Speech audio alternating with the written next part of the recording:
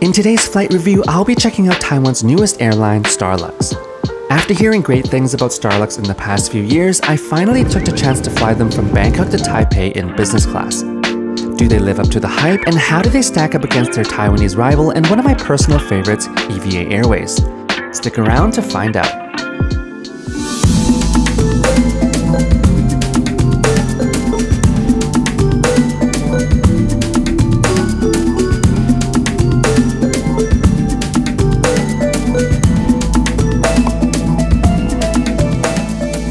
Our flight JX746 was scheduled for an afternoon departure at 1:20 p.m. We left our hotel and headed to the airport in the morning, and after a bit of usual Bangkok traffic, we made it to Bangkok Suvarnabhumi Airport.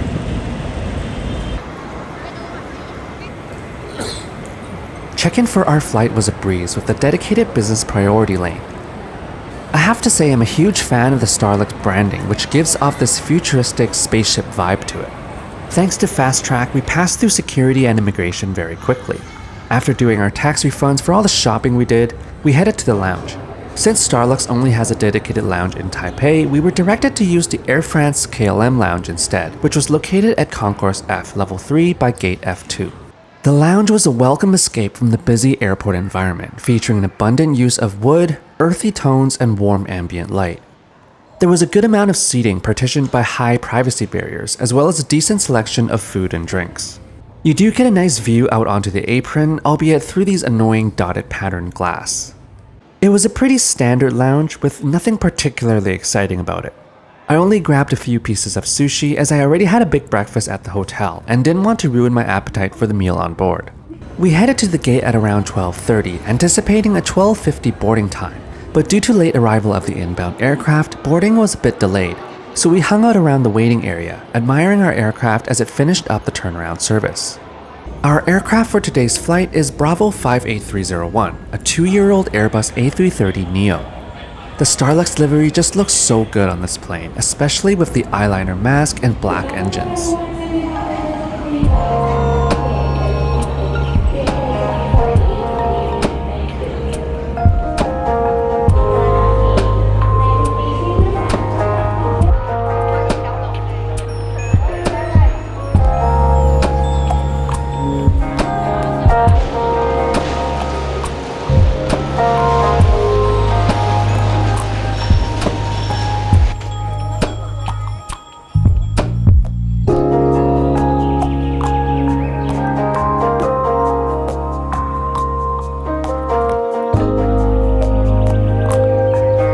Starlux A330neo business class cabin is configured in a 1-to-1 staggered seating layout across 7 rows, for a total of 28 seats. I had selected 7A, a window seat in the second last row. The seats are upholstered in a luxurious blend of beige, rose gold, and dark gray, giving off a classy and inviting ambiance while looking sleek and modern.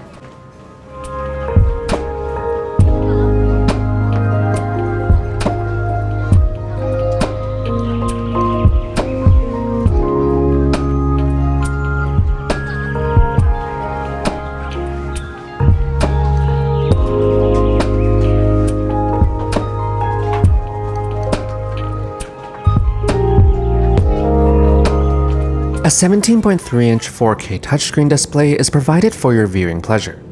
The screen was crisp and the responsiveness was excellent. There's almost zero lag, which is saying a lot for aircraft IFEs. The interface was easy to use and the movie selection offered was very generous. The tray table folds down from the press of this button, and it's super sturdy even when extended fully. I love the design of these types of tray tables as it's so easy to deploy or put away.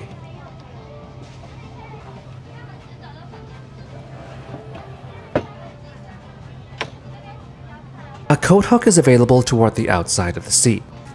The footrest area is quite deep, perfectly sufficient for lounging or bed mode. Beside that is the literature pocket with the safety card and menus. There's also some extra storage underneath for your shoes. Beside the seat is a side table with a nice wood finish. There's supposedly wireless charging built in, but for some reason it didn't work for me and my iPhone. A sleek-looking TV remote with a trackpad is docked above the side table. Seat power consists of a universal power outlet, a USB-C charging port, and a USB-A charging port. You'll find the headphone jack beside those. Seat controls are found along the side of the armrest. A storage compartment opens at the push of this button, revealing a vanity mirror, noise-canceling headphones, a headphone holder, and a storage area for bottled water. Towards the back of the seat on the side is the reading light with a few different brightness settings. The leather headrest can be adjusted up or down, as well as folded out for neck support. The crew came around with a towel and the pre-departure beverage, a honey tangerine and passion fruit mixed juice, which was really refreshing. The cabin felt very spacious with the high ceiling. However, the windows felt a bit small in comparison to other aircraft like the A350 or 787. Welcome aboard Starlux Airlines. I loved the Starlux safety video.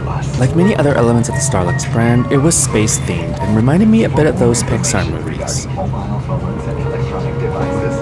Please refer to my 有领着大家完成生活风景，请代表西苗公里及前请西主任欢迎搭乘西苗公 746号航班从曼谷前往台北，今日飞行时间3小时15分钟，飞行高度39000米。根据航空天气报告，疫情会有一些乱流，为了您的安全，请做出随时系紧您安全带。宣导。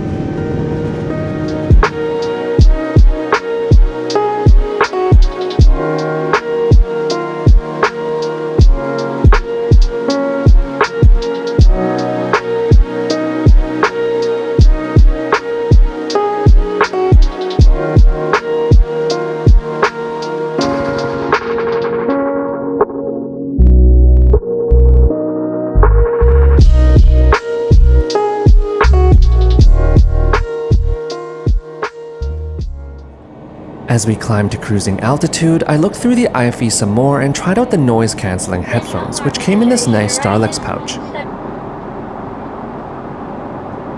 The headphones were comfortable on my ears and sounded great. When not in use, I hung them inside the storage compartment to keep them out of my way. I also connected my phone to the Wi-Fi service, cleverly called Galactic Wi-Fi, which was free for messaging apps. The other options, 5 USD for 30 megabytes and 10 USD for 100 megabytes, hardly seemed worth it. Keeping in theme with the cabin, the lavatories also looked really good with the beige, black, and wood paneling. The amenities are provided by Huygens. Lots of surface space on the counter, and I loved the blue mood lighting.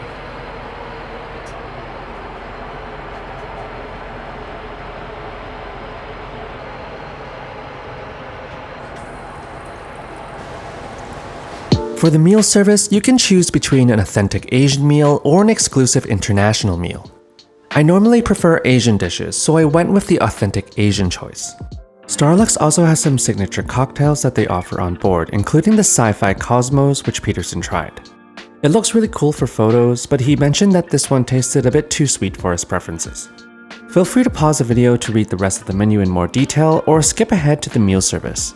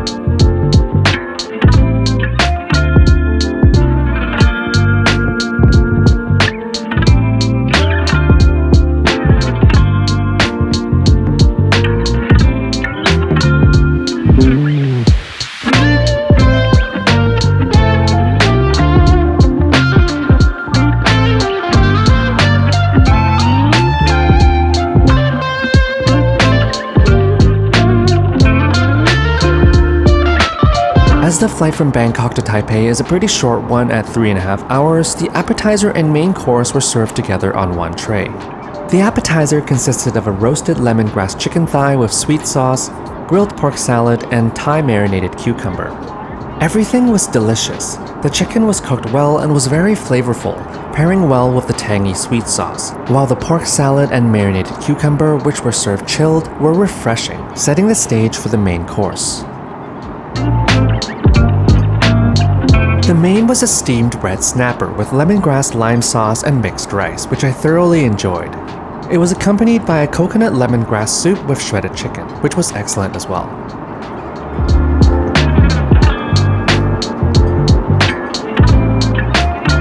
For my drink, I selected the sparkling pineapple mocktail. For dessert, I first had a fresh fruit platter, which was great for cleansing my palate after the rich flavors. Starlux also offers this Thai sweet noodles in coconut milk, which looked and tasted kind of interesting. But personally, I would have preferred a more classic dessert like a cake. To wrap things up, I had a coffee as well as a piece of chocolate from Amadei. Overall, quite an enjoyable dining experience. After the meal, a hot towel was offered. At this point, it was just time to sit back, relax, and enjoy the remainder of the flight to Taipei. I tried out the Starlux blanket, which has got to be one of the softest blankets I've ever used on a plane.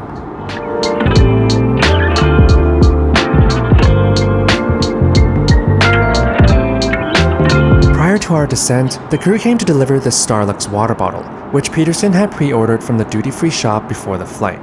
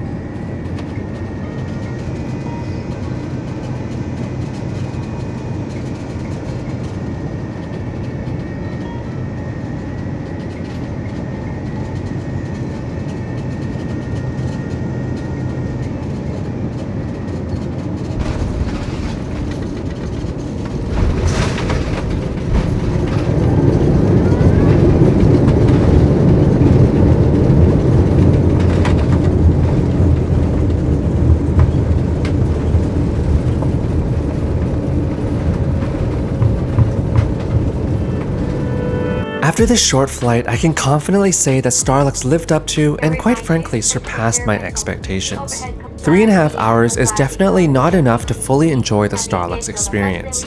The crew were amazing and super attentive, always checking if I had everything I needed. The seats not only looked great but were very functional, while the sophisticated harmony of colors and materials throughout the cabin is the perfect blend between futuristic and classy vibes. The iFi was impressively snappy, so easy and effortless to use. Now for the big question. Do I prefer Starlux or EVA? EVA is one of my absolute favorite airlines, and I've flown with them numerous times on long-haul segments. So while it would be a bit unfair to give a verdict after only a short 3-hour flight with Starlux, I have to say they sure are giving EVA a run for their money.